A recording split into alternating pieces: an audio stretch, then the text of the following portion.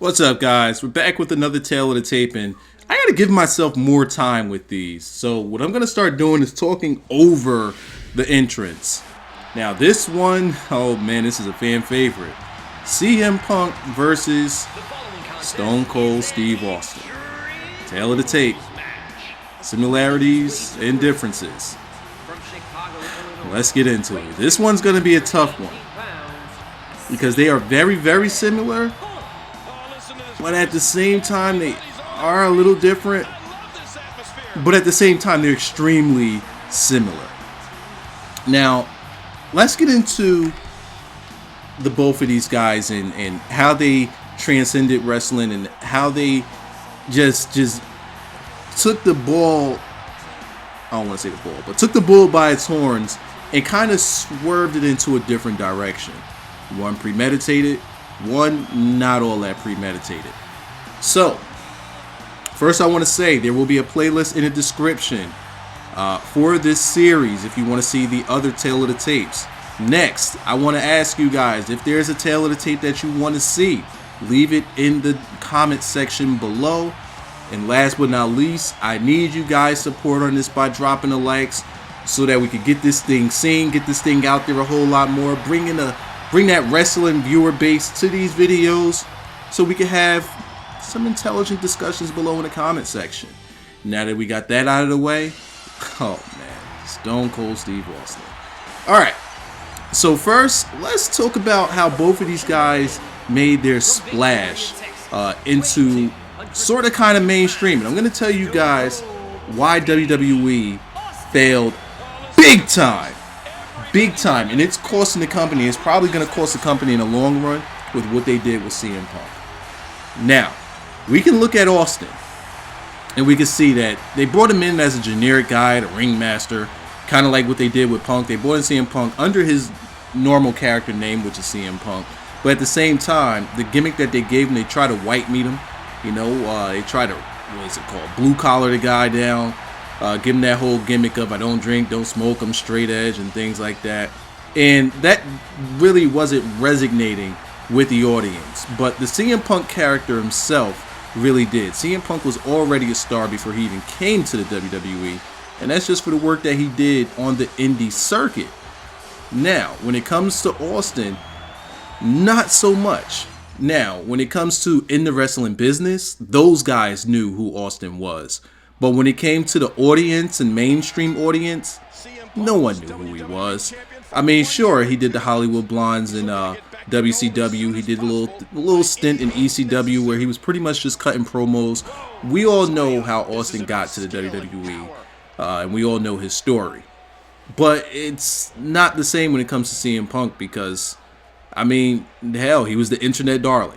You know, and the thing that was booming at the time was the internet. So if you can get over with the internet and the internet knows you and you come into the WWE, you're gonna be over.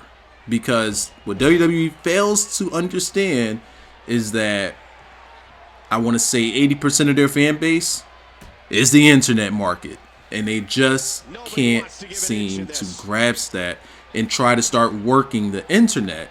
Just like they try to start working people that read the dirt sheets and the books and those things and the magazines before when the internet wasn't all that popular.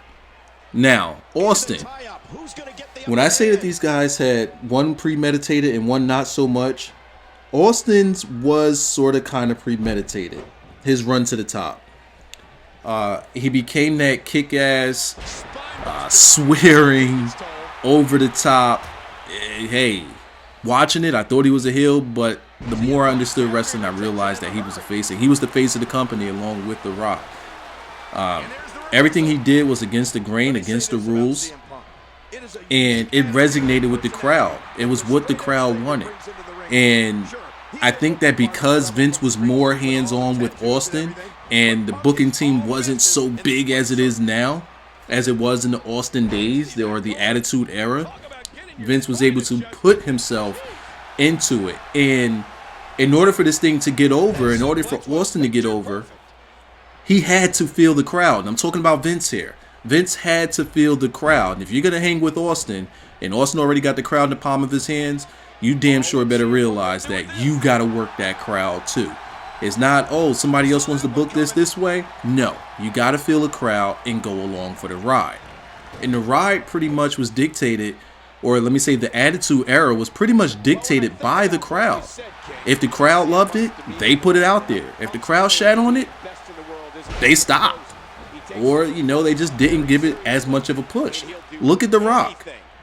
He started out as Rocky Maivia. Crowd shat on it. Went to the Nation of Domination. They started getting behind him a little bit. Dropped the promos. Crowd loved him. Wanted to turn him heel. He knew how to cut a heel promo. Crowd ate it up. And that's the thing. Simple things like that was what made Austin that babyface, was because through it all, he was always going to kick somebody's ass. It didn't matter who. It didn't matter who you turned or who you kept face. He was kicking everybody's ass. And it did, like, there was the time where he stunned the entire roster. Everybody got it. There was no stopping the guy. Now let's look at Punk's ascent to the top. His, not so much premeditated. Now, WWE knew what they were getting into when they tried to do the whole Summer of Punk, or they tried to reincarnate the Summer of Punk. But the thing is, they don't know how to work. That was a 3 count, I swear it was. They don't know how to work the internet. Now, I'm pretty sure Punk wanted to be a bit more hands-on with this thing, but you could tell that they let Punk start it, but they did not let Punk finish it, because he came back 8 days after his whole pipe bomb, which was, it got mainstream heat. Once he did that pipe bomb, he sat down Indian style on the top of the ramp. The crowd loved it. The internet loved it. Mainstream media picked it up. World Star Hip Hop, it was on the news. It was everywhere because everyone felt that it was real. But it was one of those work shoot things where it's supposed to get you feeling a certain way. Now, that I believe was when CM Punk had the ball in his court. Now, when he came back 8 days later, I don't think that he was able to control this thing anymore. Proof in the pudding, he lost to Triple H. He got powerbombed by Diesel. He lost his title.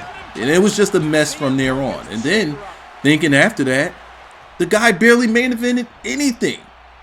He had a 400+ day run with the belt and only main evented 4 or 5 pay-per-views. And 2 of them were with The Rock. So that tells you just how much the times changed. They didn't want to conform to the audience. They have way too many writers. The crowd was behind this guy, but with Vince not being hands-on on this thing and Triple H not being a CM Punk guy, they wanted to go against that. They kind of wanted to go against the grain.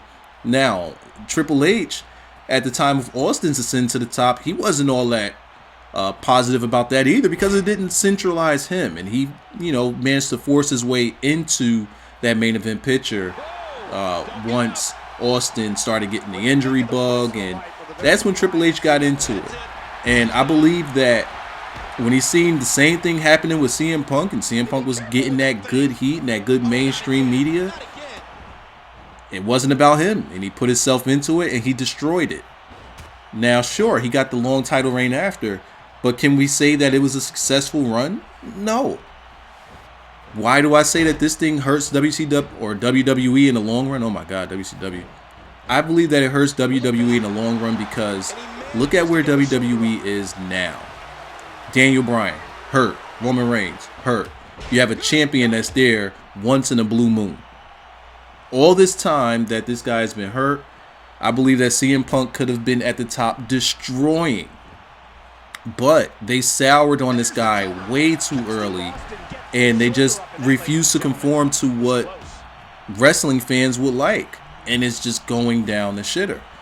So, now with that being said, I believe that them dropping the ball is going to hurt in the long run because of simple things like that. They haven't been able to recover, and Punk would have been there. Would have been easily ideal for them to just rebound, because they could just put the belt right back on Punk and everything would have been all fine and dandy. But they had to settle for Brock. They had to pay this guy tons of money, and you also have the network costing them tons of money. They don't have really much the resources of money to spend around. They could have just dropped the belt right on Punk and he could have led the company while guys were down. And I mean, think about it. Punk's storylines and things that he can create are top level because he knows how to work people. He's working people now, even if he's not even in wrestling, and he's working people now. Look at this replay. Are you kidding me? You kidding me, WWE 2K? Are you kidding me? Just missed that whole great move. But there are two guys that WWE fans are desperately clamoring on to and desperately waiting to come back just to show their faces. And those guys are both CM Punk and Stone Cold Steve Austin. So they do have a lot in similar, but they also do have a lot of differences. And those differences are Vince McMahon and Triple H. Why? Because they just want to be the head of everything, and it's just not working. And I don't believe that WWE is going to recover until, like Punk said, Vince McMahon dies.